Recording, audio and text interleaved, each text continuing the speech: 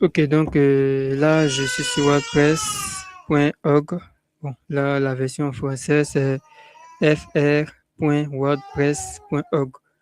Donc, c'est ce site-là qui héberge la version française de WordPress. Déjà, c'est quoi WordPress? Bon, lorsque vous vous fiez au site officiel du CMS, on nous dit que c'est une plateforme de publication de contenu choisie par des millions de sites à travers le monde. WordPress couvre les besoins particuliers comme des grandes entreprises, les besoins des particuliers comme des grandes entreprises. Donc, déjà, WordPress est facile à utiliser. Voilà, pour créer un site web. En général, pour créer un site web, on va utiliser des langages tels que HTML, CSS, rajouter du JavaScript pour le dynamiser un peu l'interface et rajouter un langage backend tel que PHP, Java, Kotlin, bon, peu importe. Ça va dépendre de vous. Mais WordPress, c'est vrai qu'il est fait en PHP, mais l'avantage, c'est que on n'a pas besoin forcément de maîtriser le PHP. C'est un outil no-code qui permet de développer des sites web facilement et rapidement. Donc, les personnes même qui ne sont pas informaticiens peuvent travailler avec. Mais l'idéal, c'est d'avoir une petite initiation à l'informatique pour pouvoir l'utiliser. Donc, lorsque je vais parcourir le site, on va voir un peu ce que WordPress nous permet de faire. Donc, qu'est-ce que WordPress nous permet de faire? Il nous permet de concevoir tout type de site web avec des outils de conception flexibles, avec des blocs de pages. Il nous permet aussi de construire et de visualiser le rendu en temps réel. Il nous permet aussi d'étendre nos fonctionnalités, de rajouter d'autres fonctionnalités parce que par défaut, WordPress n'a pas assez de fonctionnalités. Voilà. Donc, vu que WordPress n'a pas assez de fonctionnalités, il faut étendre ces fonctionnalités à travers ce qu'on appelle des extensions. En anglais, on dit toujours plugin, mais le terme en français, c'est extension. Donc, à partir de ces extensions-là, vous allez pouvoir rajouter de nouvelles fonctionnalités qui ne sont pas disponibles par défaut dans WordPress. Donc aujourd'hui, nous sommes à la dernière version de WordPress à laquelle je fais cette vidéo ou ce direct. Bon, là, je suis en direct, mais je dirais plutôt cette vidéo parce que pour ceux qui ne sont pas encore connectés, donc ils ne peuvent pas suivre ce direct. Donc, à l'heure à laquelle je fais cette vidéo, nous sommes à la dernière version, nous sommes à la version 7.0. Voilà, donc c'est une nouvelle version à l'heure à laquelle je fais cette vidéo parce que nous sommes en 2026, le 9 juin 2026. Donc, c'est là à laquelle je fais la vidéo. Donc, déjà, la première chose à faire, ça va dépendre, est-ce que nous voulons créer notre site en local ou nous voulons créer le site en ligne. Donc, si on veut créer le site en local, on va devoir cliquer sur Obtenir WordPress. On va devoir le télécharger et puis on va utiliser un serveur local. Et l'utilisation d'un serveur local va nous permettre de créer facilement notre site web.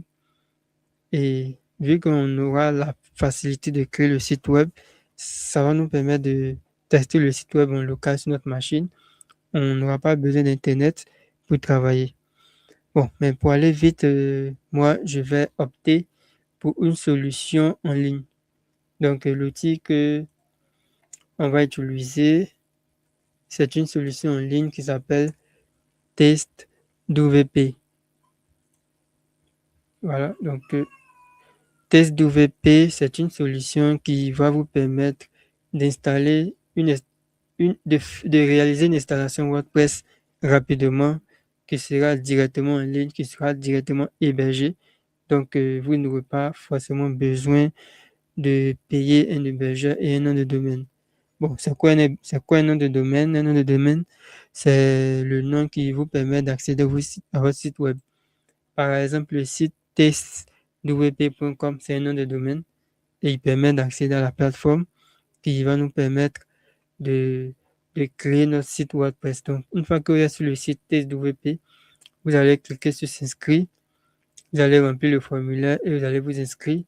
Bon, moi, je suis déjà inscrit, donc je mets mes identifiants, mon mot de passe et je clique sur se connecter. Donc, voici un peu à quoi ressemble la plateforme. Donc, la plateforme va nous permettre de créer rapidement des sites qui vont se supprimer de façon temporaire. Voilà. Donc, on va cliquer sur créer un nouveau site. OK, donc j'ai la possibilité de choisir la dernière version. Donc, par défaut, on va rester sur la dernière version. Ensuite, j'ai choisi la version de PHP. Bon, on va venir sur la version 8.4. Ensuite, on va décocher tout ça. Et je vais décocher tout ça parce que que j'ai pas envie qu'il installe d'autres instructions existantes. Bon, on va laisser le thème par défaut. Ensuite, ce qu'on va faire, on va lui donner un nom. Donc, moi, je vais l'appeler test. Test boutique t-shirt. Bon, on va laisser test boutique. Ensuite, on va cliquer sur Create Temp Site. Il va générer une installation rapidement. Voilà. Et ce que je vais faire, c'est que je vais copier d'abord les identifiants et je vais le mettre ça dans un bloc-notes pour garder. Ensuite, je vais enregistrer. Bon, je vais l'enregistrer sur le bureau. Je vais le nommer test boutique. Voilà. Je l'enregistre. Comme ça, lorsque je vais vouloir me reconnecter, voilà. Donc, on va cliquer sur accéder au dashboard. Une fois qu'on va cliquer, logiquement, il va nous connecter automatiquement. Voilà. Donc, là, on nous dit que votre site a été mis en place avec succès. Voilà. Et TestWP nous dit que le site va expirer dans 6 jours, 23 heures, 59 minutes, quelques secondes.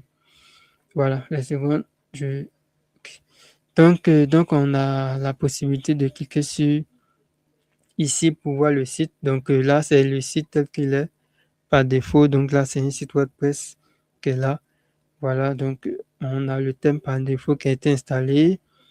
On a une page qui a été créée automatiquement.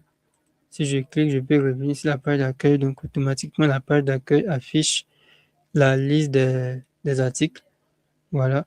Donc, on va revenir pour découvrir WordPress. Donc, bon, là, au niveau de WordPress, on a WordPress qui est en anglais. Donc, la première chose que nous allons faire, vu que nous ne parlons pas anglais, on va mettre ça en français. Donc, je vais dans Setting.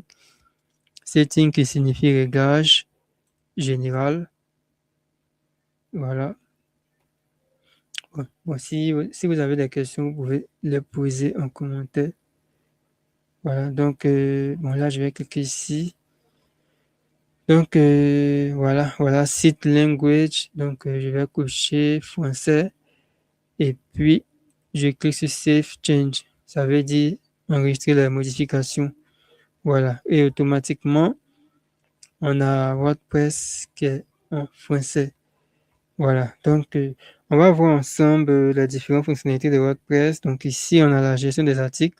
Donc, WordPress, au niveau de articles, c'est la gestion des articles comme un blog. Donc, au niveau des articles, on va cliquer pour ajouter un nouvel article. Donc, quand je clique, je vais lui donner un titre, un contenu, et puis je pourrais définir donc les différentes catégories des articles.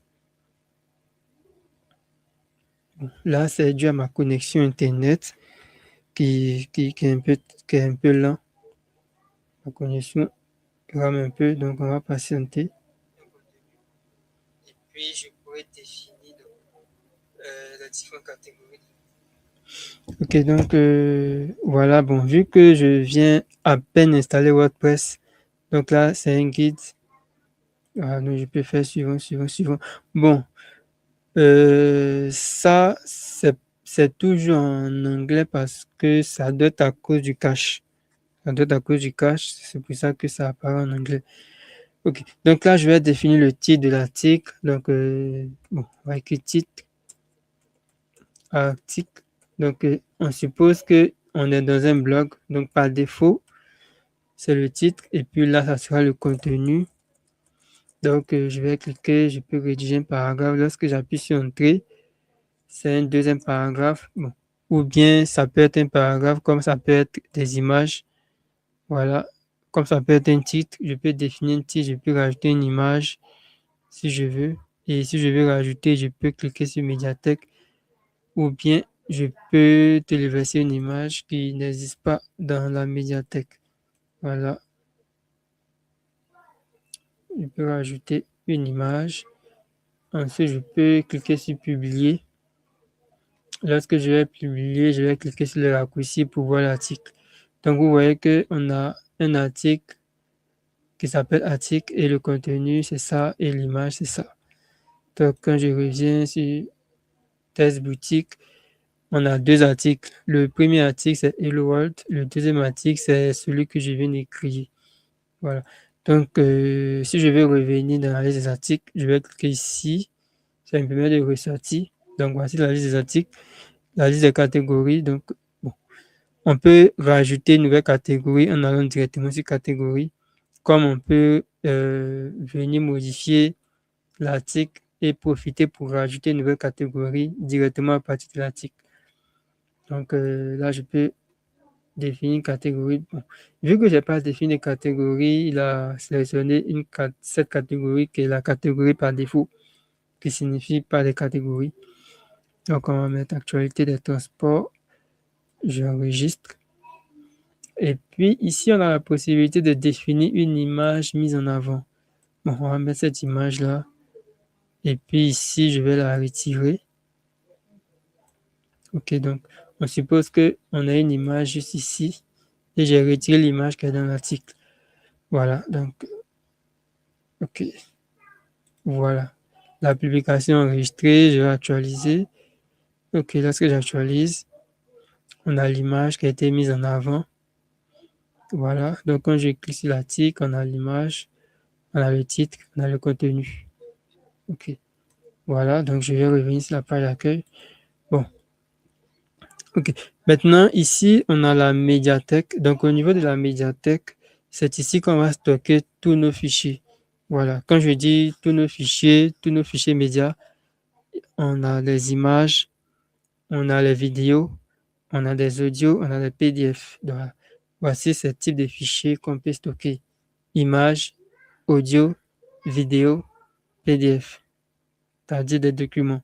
On peut aussi stocker des fichiers, mais c'est pas conseillé de stocker des fichiers parce que ces fichiers-là ne pourront pas être lus directement. Alors que si on stocke un PDF, on pourra lire le PDF facilement.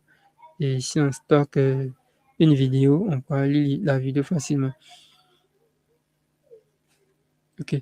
Donc ici, on a des pages.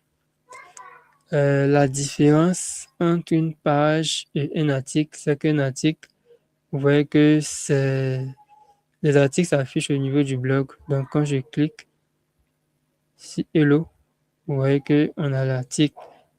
Voilà. Donc au niveau des articles, c'est qu'on a un titre, on a une image, on a un contenu et on a la date de publication, la date à laquelle la publication a été créée.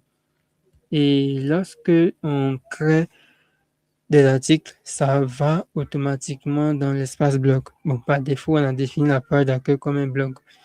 Donc, quand on crée des articles, ça va par défaut dans l'espace blog. Alors que quand on crée une page, la page au niveau public n'a pas un aspect, par exemple, n'a pas un aspect un peu blog. Donc, quand on crée une page, c'est pour avoir des pages qui seront beaucoup plus permanentes. Donc, exemple de page permanente, on aura une page d'accueil, une page à propos, une page service, bon, une page boutique, voilà, une page d'accueil à propos, service, et puis nous contacter par exemple. Donc, on va créer déjà la page d'accueil et vous allez voir un peu de quoi je veux parler quand je dis page accueil. Donc, on va l'appeler accueil. Donc, je clique sur publier. OK, donc je reviens. Ensuite, on va créer une autre page qu'on va appeler nous contacter. Nous contacter. Ensuite, je vais cliquer sur publier. OK, donc bonne arrivée aux personnes qui viennent dans le live. C'est vrai qu'on n'est pas nombreux, mais de toutes les façons, vous aurez l'enregistrement du live. C'est vrai, c'était un petit live imprévu. Bon, la prochaine live, je vais essayer de prévenir. Donc, c'était quelque chose de rapide. Ok, donc voilà. Donc, on va afficher le site à côté. Bon, je vais fermer les autres pages. Donc, on aura le site ici. On a la page accueil. On a la page nous contacter. Voilà. Donc, ici, on voit que quand on est sur la page d'accueil, on a le blog. Et quand on vient sur accueil, on a la page accueil. Donc, on va essayer de définir la page d'accueil comme la page d'accueil par défaut au lieu de la page, au lieu d'afficher le blog. Donc, mais avant, je vais d'abord créer une page blog pour, pour la définir comme blog. Donc, on va créer une deuxième page rapidement que je vais appeler blog. Ensuite, je la publie. Voilà, une fois que c'est mis en ligne. On va maintenant venir au niveau de réglage lecteur. Pardon. Au niveau des réglages lecteurs, voilà. Donc ici, on a dit que la page d'accueil affiche les derniers articles. Entend les derniers articles.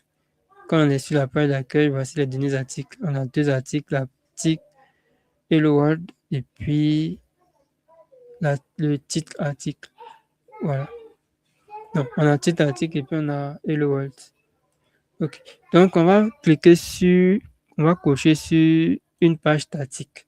Donc, au niveau des pages d'accueil, on va sélectionner la page d'accueil qu'on a créée. C'est pour ça qu'on l'a appelée accueil. Ensuite, au niveau de la page des articles, on va sélectionner la page blog qu'on vient de créer.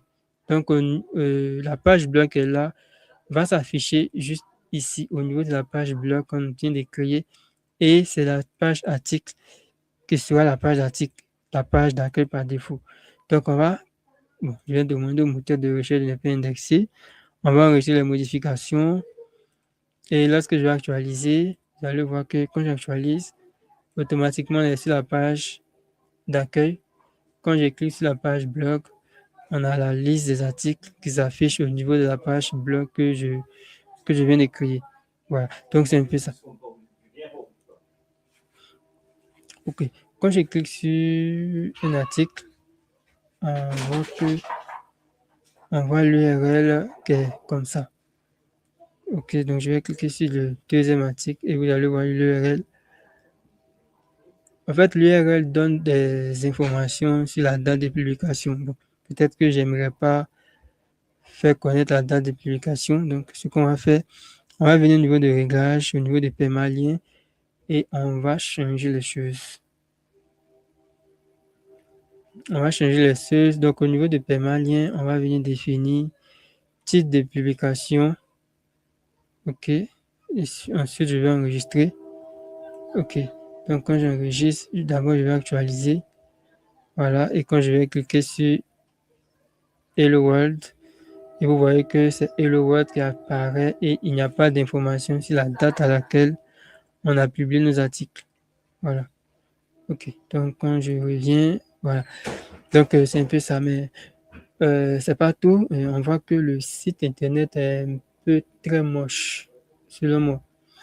Bon, il existe plusieurs thèmes qu'on peut installer pour donner une autre apparence à notre site. Voilà. Donc, on va venir sur apparence thème. Et en fait, on va aller sur font pour voir il y a quoi dans font. Bon, c'est une nouvelle fonctionnalité que je viens de voir, hein, parce qu'il n'y avait pas ça avant. Il n'y avait pas ça avant. Je viens de remarquer une nouvelle fonctionnalité dans WordPress. Au niveau de font, il n'y avait pas ça avant. Donc, on peut définir la police qu'on veut utiliser. OK. On peut même installer de nouvelles polices. Voilà, c'est pas mal. Ok, donc je vais voir si je peux mettre Poppins. Voilà. Et puis, je sélectionne tout. On va installer. Ok, donc ça, c'est quand même une belle nouveauté. Je viens à peine de découvrir ça, hein. Parce que normalement, je sais qu'auparavant, il y avait thème, éditeur. Voilà, mais il n'y avait pas font ici. Bon, là, je viens à peine de découvrir. Donc, désolé. Ok, ok, ok. Donc, on peut installer une police. Ok. Donc, c'est vraiment une bonne nouvelle. Voilà, donc, on va retourner au niveau du thème. On va aller installer notre thème avec lequel on avait l'habitude de travailler. Bon, en général, les thèmes les plus populaires, voici ces thèmes. Bon, on a les thèmes par défaut qui sont plus populaires que les autres thèmes. On a le thème Cadence aussi qui est très populaire parce qu'il y a un très grand YouTuber qui a l'habitude de faire des tutos avec. On a le thème Astra aussi qui est pas mal. Bon, moi, j'aime bien utiliser ce thème-là parce que je trouve qu'il est très complet. Bon, quand je dis complet par rapport à la personnalisation, bon, il n'est pas complet dans le sens où il vous donne tous les outils facilement. Mais il est complet dans le sens où c'est vrai qu'il y a des templates de base qu'on peut utiliser, mais on peut aussi travailler à partir de rien. Donc, on va l'installer, c'est le thème BlockSci. Bon, on peut partir du template. On peut installer une démo qui est disponible et puis modifier la démo. Comme on peut partir à partir de rien, donc on va installer le compagnon BlockSci. C'est une extension qui est un peu compatible avec. Donc, je vais installer rapidement. Voilà, donc vu que j'ai installé l'extension, on peut remarquer que le thème a changé. Voilà, donc le thème a déjà changé. Test, ok. C'est vrai qu'il n'a pas totalement changé, mais il est pas mal déjà.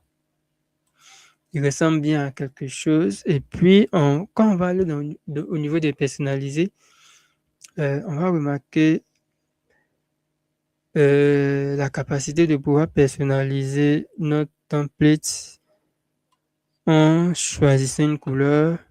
Voilà, donc là, il y a l'appareil de couleurs. Bon, je vais laisser ces couleurs-là par défaut. On va pas changer de couleur, mais on va plutôt changer la police. Ok, moi, je vais utiliser la police Lato. Ok, Lato. Je coche. Ok, voilà.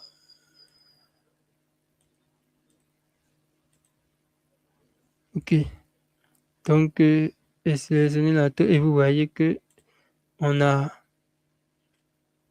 on a modifié un peu le texte. Donc, le texte apparaît un peu différemment. Et puis pour les boutons, on va utiliser Enter,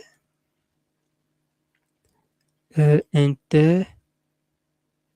Ok, j'enregistre.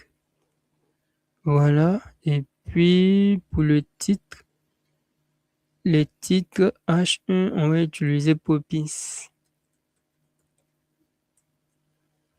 Voilà. On va utiliser Poppins. Et puis le titre H2, on va utiliser Poppins.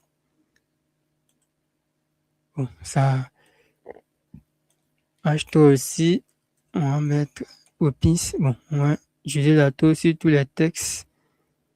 Et puis tous les titres, on va mettre Poppins. Voilà.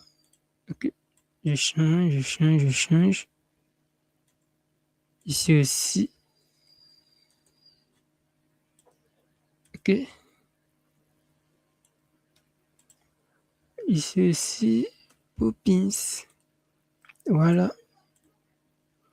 Ok, j'enregistre. Donc, quand je fais ça, vous voyez qu'il y a des choses. Le site est différent. C'est carrément différent. Et puis, on a le texte du copyright aussi qu'on peut modifier. Voilà, donc on va retirer tout ça. Voilà, donc, et puis on va mettre test. Aïe, non, mais pourquoi ça n'écrit pas test boutique? Voilà, donc je vais mettre ça en gras. Ok, donc j'enregistre. Ok, j'ai ça. Voilà, donc le copyright, on a mis test boutique. Bon, le titre des pages, normalement, le titre des pages, je pense qu'on ne devait pas afficher. Je pense qu'on ne devait pas afficher. Bon, je pense que c'est mieux, comme il est 21h45 et puis demain on doit aller travailler. Est-ce que c'est pas mieux qu'on coupe le live, qu'on arrête maintenant et qu'on reprenne demain pour terminer la boutique? Bon, je pense qu'on va terminer la boutique demain. Bon, on va essayer de terminer demain. Je ne sais pas si on va terminer, mais on va s'arrêter là. Donc, merci d'avoir suivi cette vidéo et ce live. Et rendez-vous demain soir. Bon, moi, demain, je dois aller à l'église. Vu que demain, je dois aller à l'église. Donc, je sais pas. Vu que demain, je dois aller à l'église, donc je sais pas si. Je sais pas à quelle heure je vais lancer le live sur YouTube. Bon, peut-être 21h. On va passer 1 heure. Ou 40 minutes. Bon, 21h. Demain, 21h. Ok. Donc, merci d'avoir suivi cette vidéo. Merci d'avoir suivi ce live. Rendez-vous demain à 21h pour un prochain live sur la partie 2.